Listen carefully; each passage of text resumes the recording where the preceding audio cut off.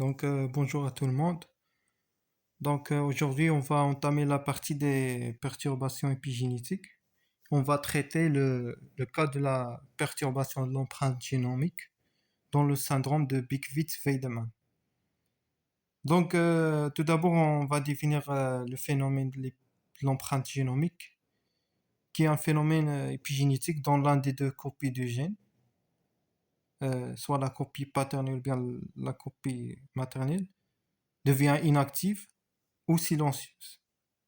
Généralement, ça est assuré par le biais de la méthylation de l'ADN. Des groupements de CH3 vont se fixer sur l'un des deux copies du gène en question et ils vont l'inactiver. Chez l'homme, environ 200 gènes subissent ce phénomène.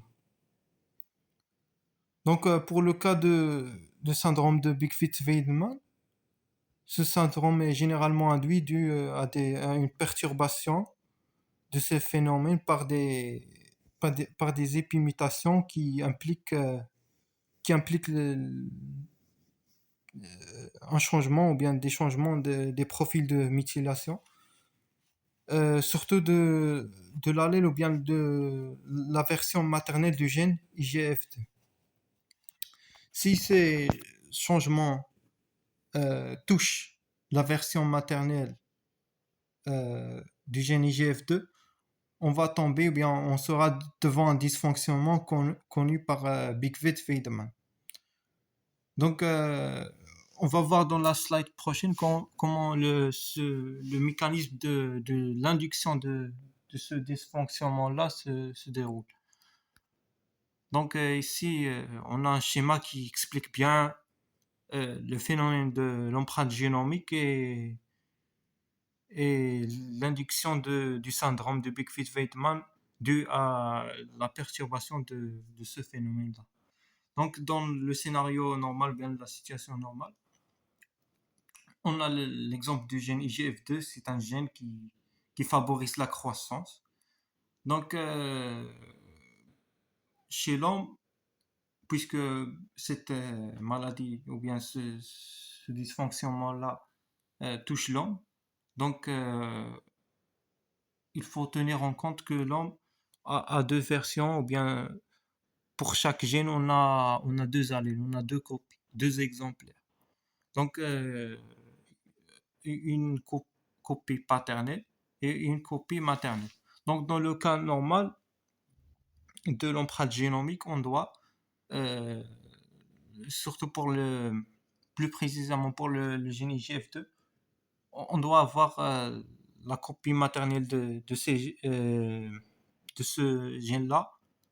Il doit être méthylé parce que on doit seulement conserver la partie ou bien l'allèle IGF2 paternel.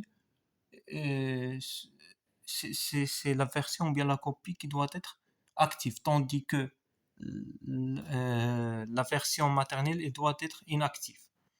Et cela est dû au fait que ce gène-là nécessite un certain type de dose équilibrée. On doit avoir une certaine dose équilibrée qui doit être respectée. Sinon, on aura une surproduction de la protéine IGF2 qui peut induire la maladie. Dans le deuxième cas, lors d'une perturbation de l'empreinte génomique, la deuxième copie maternelle du gène IGF2, elle est active. On est devant une déméthylation. C'est les groupements méthyl seront détachés ou bien ils seront enlevés de gène IGF2 à des épimutations non régulées. Dans ce cas-là, les deux copies sont actives et on aura une surproduction d'IGF2, une croissance excessive qui est anormale, qui peut induire le syndrome de Bikwitz-Wiedemann. On passe. Donc voilà, ici il y en a des manifestations, bien des conséquences cliniques du syndrome de Bickfeld-Feldman. Donc par exemple, vous avez la macrosomie qui est donc vous allez avoir des nouveaux-nés qui possèdent une poids élevé à la naissance. Donc euh, ils sont caractérisés par des poids qui dépassent les seuils normaux. Pour la macroglossie, c'est la même chose, mais ça touche le volume de la langue. L'organomégalie, c'est presque la même chose aussi. Donc, vous avez des organes, surtout le foie par exemple. Il est caractérisé par il sera caractérisé par des dimensions qui dépassent les seuils normaux. Et on a même des dysfonctionnements métaboliques qui se traduisent par des hypoglycémies néonatales et même il y a un risque de développement des tumeurs parce que généralement les GF2, quand on a deux copies de ce gène qui sont actives, généralement ça donne naissance à une configuration oncogénique. Donc euh, on risque de développer du cancer parce que généralement l'IGF-2 est considéré comme un facteur de croissance. Et qui dit facteur de croissance, on peut assister à des divisions cellulaires non contrôlées et qui échappent à la mort cellulaire programmée. D'où on peut avoir, ou bien on peut assister à la naissance d'une masse énorme de tumeurs. D'où le développement éventuel de quelques types de cancers, comme le tumeur de Wilms et l'hépatoblastome. Donc on continue. Donc voilà, on va entamer l'axe suivant qui est défini par la contribution de l'épigénétique au développement et à l'identité cellulaire. Donc ce qu'il faut savoir ici, c'est euh, juste après la fécondation, on aura la formation d'une cellule qui s'appelle zygote. C'est la première cellule formée qui va contribuer euh, au développement complet de l'organisme. Donc, juste après la fécondation, après des semaines et après certains mois, on assiste à des divisions cellulaires qui se fait d'une manière exponentielle et d'une manière très rapide. Donc, après ces différentes divisions, on peut assister à la formation d'une masse cellulaire énorme. Et à un certain moment, on doit avoir, on doit arrêter ces divisions cellulaires-là et on doit euh, entrer à un stage de différenciation ou bien un stage de spécialisation pour qu'on puisse euh, développer et euh, donner naissance à des systèmes et des organes qui vont jouer un rôle dans le fonctionnement de l'organisme. Donc, comme j'ai dit, après avoir formé cette masse cellulaire donnée qui constitue un certain embryon, on aura quelques cellules qui constituent cette masse cellulaire énorme. Ils vont devenir des cellules souches pluripotentes.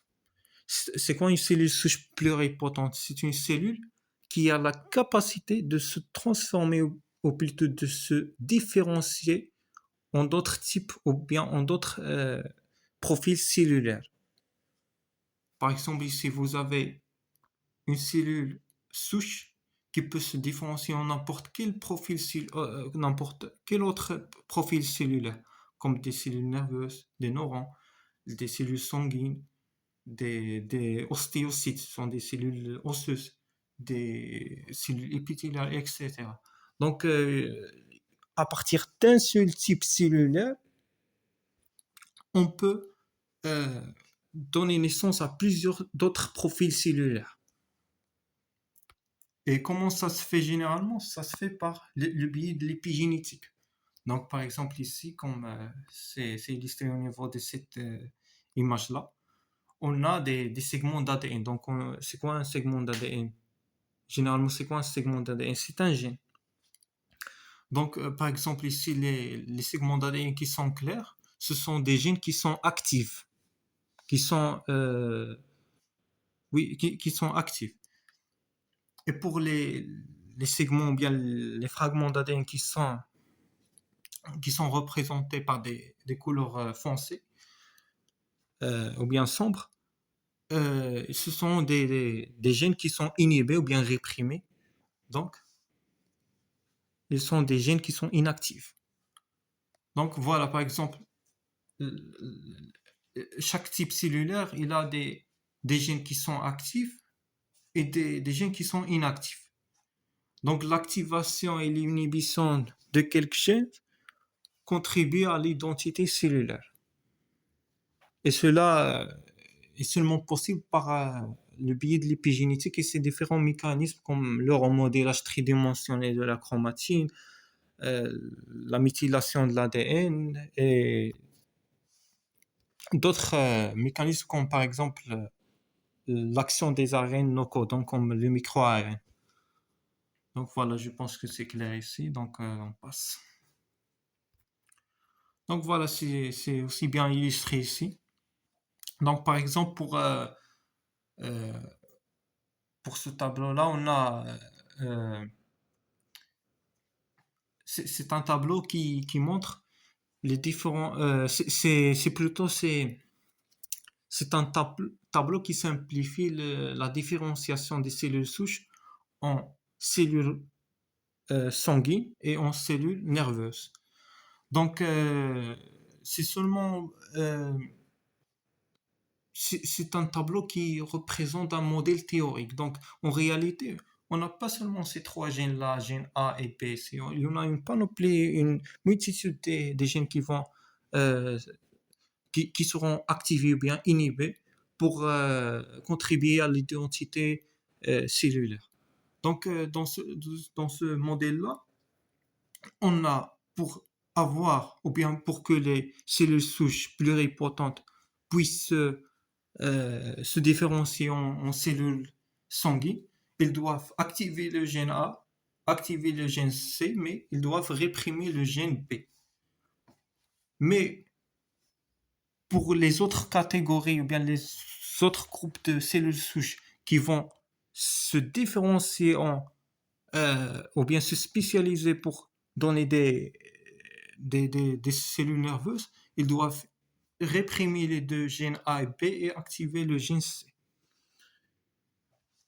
Donc voilà, donc si on a la vérification de ces conditions-là, on aura, euh, on aura, euh, oui, on aura ça, on aura la différenciation euh, des cellules souches en cellules nerveuses et en cellules sanguines. Généralement, cette différenciation implique des mécanismes épigénétiques comme le remodélage tridimensionnel de la chromatine. Donc voilà, comme vous le déjà savez, l'ADN, il a plusieurs conformations, notamment la conformation hétérochromatique et la conformation ochromatique. Donc, si l'ADN se trouve euh, suit une conformation hétérochromatique, il va inactiver les gènes.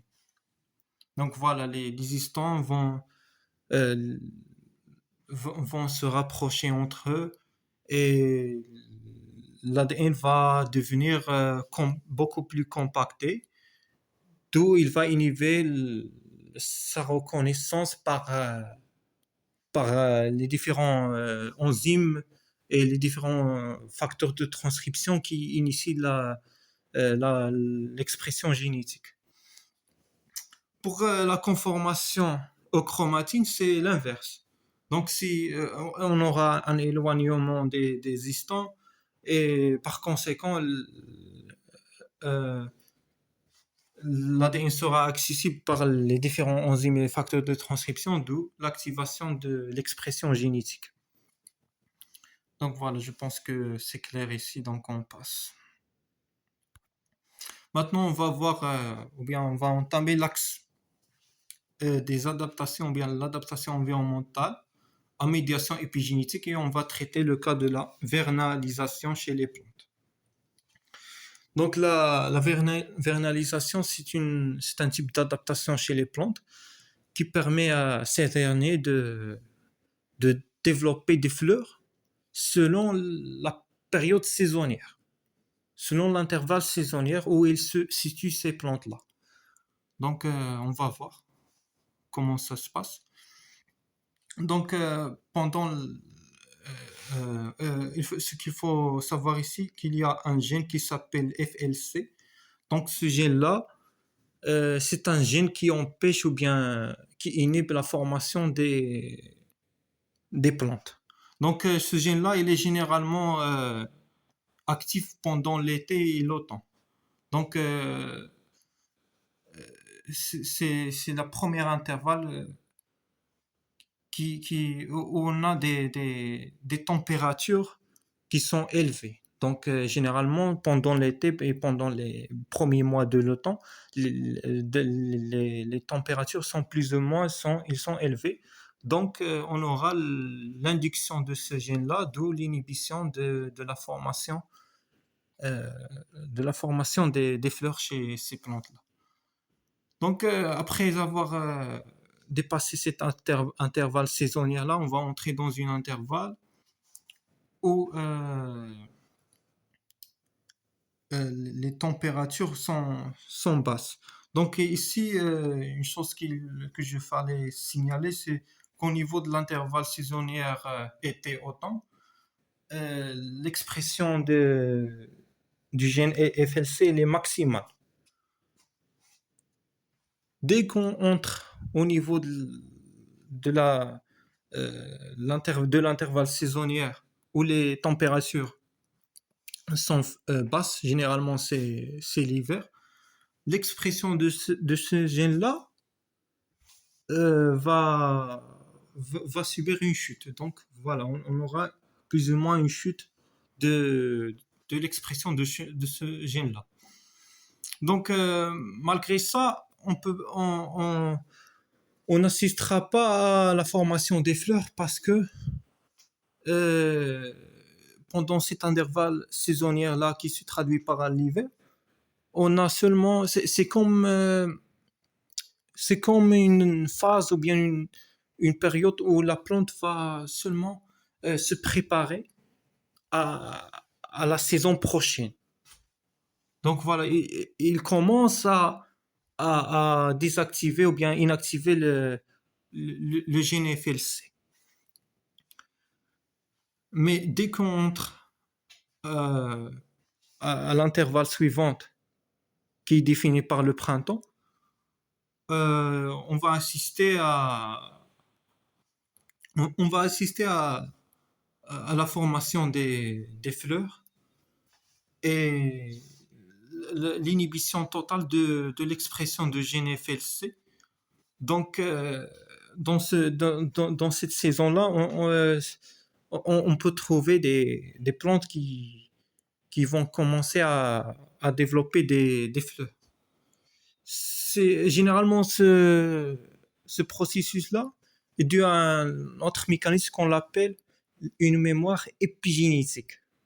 Donc, c'est pour cela que j'ai mentionné qu'au niveau de la saison de l'hiver, malgré on a une inhibition de gène FLC, la floraison ou bien la formation des fleurs ne va pas avoir lieu. Parce que tout simplement, c'est comme une sorte de... Parce que tout simplement, c'est une sorte de préparation à la saison prochaine. Et euh, c'est une sorte de, d'une mémoire épigénétique. Donc, c'est comme une préparation. Donc, on doit se préparer à la saison prochaine en commençant l'inhibition euh, dans la saison qui est caractérisée par des très faibles températures. Et aussi une raison de plus, c'est la floraison n'a pas lieu malgré la diminution de l'expression de gènes FLC par les mécanismes épigénétiques. C'est qu'au niveau de la saison d'hiver, euh, les conditions ne sont pas favorables. Même si on aura une floraison, euh, la formation des fleurs sera en vain parce que les fleurs ne peuvent pas résister euh, telle sorte de température. Donc, ils doivent attendre un peu jusqu'à le printemps arrive, puis induire la floraison d'une manière totale. Mais il y en a des exceptions, il y en a des espèces de plantes qui peuvent développer des fleurs pendant la période de l'hiver. Mais en général, le développement des fleurs est généralement se fait au niveau de la saison du printemps. Donc, ce qu'il faut savoir ici, ou bien ce qu'on doit retenir ici, c'est tout simplement que au niveau de l'hiver, on se prépare à la saison euh, du printemps en commençant, euh, commençant par l'inhibition précoce du gène FLC dès le début de l'hiver. Et quand les conditions sont favorables au niveau du printemps, on va utiliser le mécanisme de la mémoire épigénétique pour induire une inhibition totale du gène FLC et avoir une floraison maximale.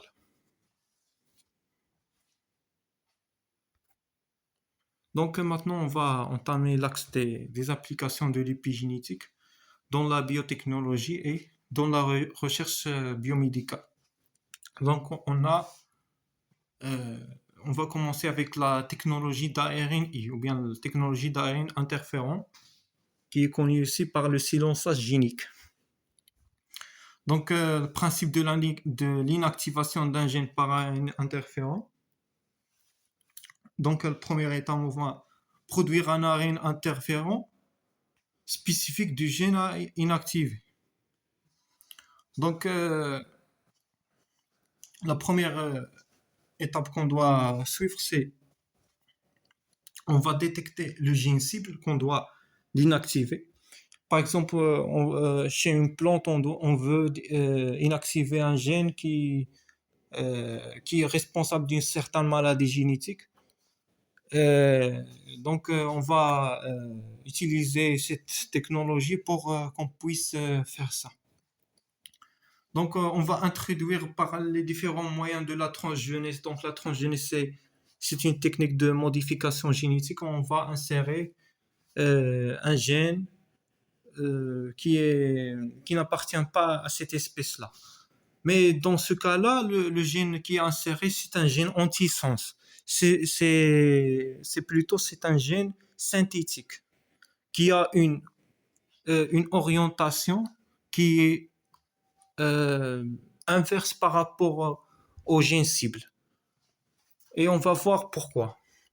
Donc, après avoir inséré le gène anti-sens, on aura la production de l'ARN messager du gène cible et l'ARN messager du gène anti-sens. Donc, comme je viens de dire que les deux gènes possèdent des orientations qui sont opposées. Donc, et par conséquent, les deux ARN messagers produits soit par le gène cible ou bien par le gène anti-sens ils auront aussi des orientations ou bien des polarités qui sont inverses ou bien opposées. Donc, on fait ça exprès parce que on va par ce principe-là d'opposition du sens ou bien d'opposition d'orientation, on peut euh, observer ou bien on peut remarquer que par ce fait-là, plutôt on peut assurer la complémentarité des deux ARN. euh, complémentarité des deux ARN, soit de l'ARN messager du gène cible ou bien l'ARN messager du gène anti-sens, pour donner naissance à un ARN hybride double brin. Et voilà, on va assister à une hybridisation. Donc, à une hybridation. Donc, l'hybridation des deux ARN messager du gène cible et l'ARN messager du gène anti-sens va donner un ARN double sens, un ARN messager double brin qui ne peut pas se transformer en protéine. Il ne peut pas être traduit. Donc de ce fait-là, on a inhibé le gène à un niveau post-transcriptionnel. Donc après sa transcription, on a interdit euh, la traduction de gène cible en l'hybridant avec un ARN messager anti-sens. Voilà, donc ça c'est le premier mécanisme par lequel on peut inactiver un gène donné en utilisant la technologie de l'ARNI. On peut même euh, faire d'autres on peut même ajouter d'autres étapes ou bien d'autres procédures pour assurer une inactivation euh, garantie et totale de gènes. Donc, on peut même introduire d'autres types de protéines ou bien d'enzymes, comme la protéine d'Isser. Donc, c'est une protéine présente dans le cytoplasme et qui peuvent être programmées par les différentes techniques de la biologie synthétique ou bien de l'ingénierie génétique. Et on peut euh, programmer cette dissert pour cibler l'ARN double brin formé et le dégrader en des petits morceaux. Et comme ça, on a assuré que l'ARN double brin ne sera pas traduit et transformé en protéine. Ou bien on peut utiliser une autre protéine qui s'appelle le risque.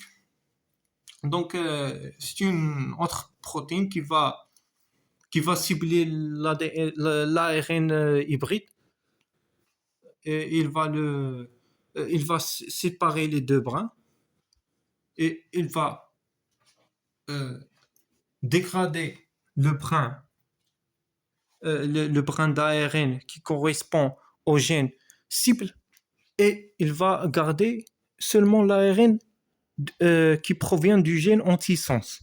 Et pourquoi il va seulement garder celui qui est son origine, le gène anti-sens? C'est tout simplement pour cibler encore une fois les différents ARN messagers synthétisés par le gène cible. Donc voilà, on va seulement ces deux étapes, c'est seulement pour accentuer l'inactivation du gène. Mais il suffit seulement d'hybrider le gène et de cette manière-là, on a assuré sa inactivation. Mais si on veut bien accentuer l'inactivation, on peut procéder soit par le biais de la protéine d'Isser ou bien par le biais de la protéine risque. Donc on passe. Donc on va voir un autre type de technologie ou bien oui voilà de l'application épigénétique l'application de l'épigénétique dans la biotechnologie, dans la recherche biomédicale, qui se définit par la technologie de reprogrammation épigénétique ou bien technologie des cellules souches à pluripotence induite ou bien en anglais induced pluripotence stem cells. Donc voilà, ici on a le chercheur japonais qui a développé cette technologie. Il s'appelle Shinya Yamanaka. C'est un médecin, c'est un chirurgien euh, qui, qui, a, qui a spécialisé dans le domaine de recherche et surtout au niveau dans le domaine de la médecine régénérative. Donc ici, il y en a un schéma qui illustre comment cette technologie fonctionne. Donc voilà, on a ici voilà une cellule épithéliale, c'est-à-dire une cellule qui se trouve au niveau de la peau, ou bien on peut même utiliser des cellules sanguines. Donc voilà, on peut utiliser n'importe quel type de cellules spécialisées. Ce sont des cellules somatiques spécialisées qui ont une fonction bien définie. Ils se spécialisent dans une certaine tâche. Ils peuvent exécuter une certaine tâche. Donc voilà, en utilisant les différents quatre facteurs nommés facteurs pionniers ou bien facteurs de transcription de Yamanaka, qui sont le OCT3-4, le SOX2, le CEMIC et le KLF4.